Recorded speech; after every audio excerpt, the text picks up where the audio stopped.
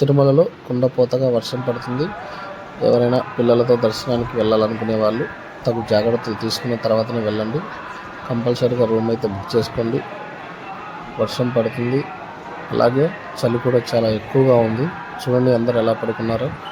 ఇది వచ్చేసి కళ్యాణకట్ట ఎదురుగా ఉన్న షెడ్ అండి. ఆ షెడ్లో చూడండి ఎలా పడుకున్నారు అందరూ. టైం 8:30 అవుతుంది. అయినా కానీ అక్కడ సూర్యుడు అనేవాడే ఆ రోజు మొత్తం కనిపించలేదు. మేము చాలా ఇబ్బంది పడ్డాము. మా పాపకు పుట్టింటికి ఇవ్వడానికి వచ్చాము. మేము పడ్డ ఇబ్బందులు మీరు పడకూడదని చెప్తున్నాము. ఫైనల్గా మేము ఈ దారి నుండి ఇక్కడికైతే చేరుకున్నాము. ప్రస్తుతానికి మేము పాపకు తలనీలాలు సమర్పించుకోవడానికి వెళ్తున్నాము. ఎలా వెళ్తున్నామో కూడా చూపిస్తాను, చూడండి. చాలా ఈజీ అండి. ఇక్కడ ఈ ఏరియాకి మనం చేరుకున్నామంటే ఇక్కడ నుంచే మనకు తలనీలాలు, అలాగే దర్శనానికి వెళ్ళే దారి మొత్తం ఇక్కడే ఉంటుంది. ఇంతవరకు చేరుకుందాం కొంచెం కష్టమే, కానీ ఇక్కడ వరకు చేరుకుంటే తర్వాత నుంచి ఈజీగా దర్శనం అయిపోతుంది. మెయిన్గా చూడండి, ఈ రోడ్డు వచ్చేసి మెయిన్ రోడ్ నుంచి దారి ఉంటుందండి. ఆ దారిలోకి వచ్చిన తర్వాత ముందుగా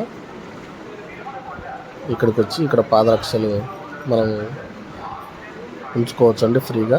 పాదరక్షలు ఇక్కడే వదిలేసి వెళ్ళాలి. అలా లోపలికి వెళ్ళే వాళ్ళు కూడా స్ట్రైట్గా వెళ్ళొచ్చు, లేదా పాదరక్షలు అక్కడ వదిలేసి ఈ స్ట్రైట్గా అటువైపు నుంచి అయినా లోపలికి వెళ్ళొచ్చు. మేము ఇటు తిరిగేసి వచ్చాము. ఇక చూడండి ఖాళీగా ఉంది. ఇలా ఖాళీగా ఉండడం చాలా అరుదండి.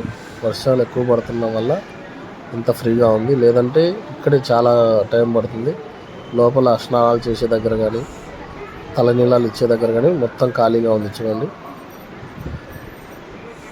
చాలా ఖాళీగా ఉంది అసలు.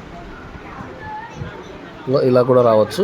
ఇంతకుముందు చూపించాను కానీ చెప్పులు అక్కడ పెట్టేసి అక్కడి నుంచి వచ్చి తప్పు కూడా రావచ్చు. మనకు కావాల్సిన సబ్బు, టూత్ పౌడర్ లోపల ఇస్తారు. అది కూడా మీకు చూపిస్తాను చూడండి. ఖాళీగా ఉందండి. వెళ్ళడానికి అంత ఇబ్బంది పడాల్సిన అవసరం లేదు. మేము ఎక్కడ ఇబ్బంది పడ్డామో మీకు చెప్తాము, ముందు నేను చూపిస్తాను. దర్శనం వరకు ఎలా వెళ్ళాలి చిన్నపిల్లలతో అనే విషయం దీంట్లో క్లుప్తంగా ఉంది. దాదాపు వచ్చేసామండి. ఇక్కడే మనకు టోకన్లు జారీ చేసేది. అంతకంటే ముందు మనకి ఇక్కడ ఇంతకుముందు చూపించినట్టు సబ్బు, టూత్ పౌడర్ ఇక్కడ ఇస్తారు. అమౌంట్ తీసుకొని కళ్యాణకట్ట కిట్ అని ఇదేనండి. ఈ కిట్ ద్వారా మనకు సబ్బు, టూత్ పౌడర్ రెండు యూజ్ చేసుకోవచ్చు. చూడండి మొత్తం ఖాళీ ఉంది. వర్షం పడడం వల్ల ఇక్కడ అంతా వాటర్ అంతా ఉండిపోయాయి.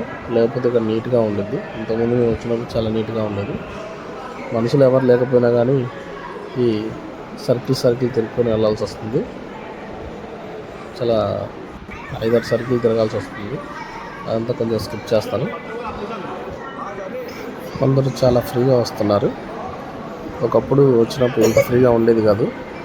వర్షం పడడం వల్ల ఇంత ఫ్రీగా ఉంది. లేకపోతే ఇక్కడే 2 hours పట్టేది. మాకు హాల్ నెంబర్ 4 టికెట్ వచ్చిందండి. పాప చూడండి తర్వాత ఏడ్చిద్దేమో. ఇది అండి హాల్ నెంబర్ 4. ఇక్కడ కూడా చాలా తక్కువగా ఉన్నారు. ఏదో ఇతను ఏదో పరిశీలిస్తూ ఉన్నాడు డస్ట్బిన్లో. పాపకు తలనీలాలు ఇస్తున్నాము. పుట్టింటికలండి. అసలు ఏడవట్లేదు. అలానే అనుకున్నాము, కానీ తర్వాత మొదలుపెట్టింది ఏడుపు.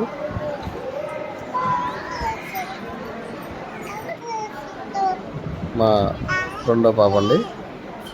ఆ పాప కూడా తలనీలాలు ఇచ్చాము.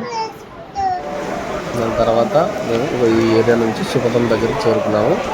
ఇక్కడ నుంచి మాకు స్టార్ట్ అయింది ప్రాబ్లము. వర్షం అనేది అసలు ఆగట్లేదు.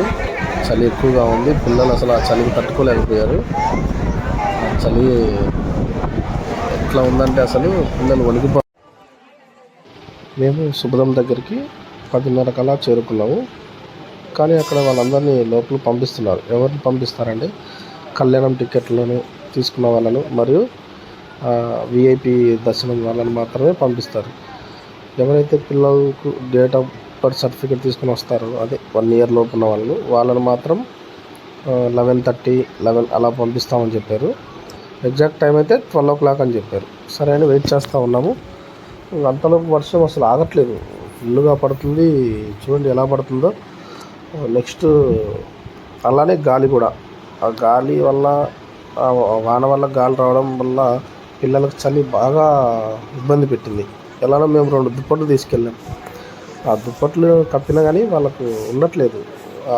సుపదం దగ్గర ఏంటంటే హైట్ ఎక్కువ ఉంది. నెక్స్ట్ చూడండి ఎలా ఉందో, అట్లా హైట్ ఎక్కువ ఉంది కానీ బట్ ఆ వర్షాన్ని, ఆ గాలితో వచ్చే వర్షాన్ని ఆపేంత లేదు అక్కడ. అందువల్ల అసలు మొత్తం దుప్పట్లు కప్పుకున్న దుప్పట్లు తడిచిపోతున్నాయి.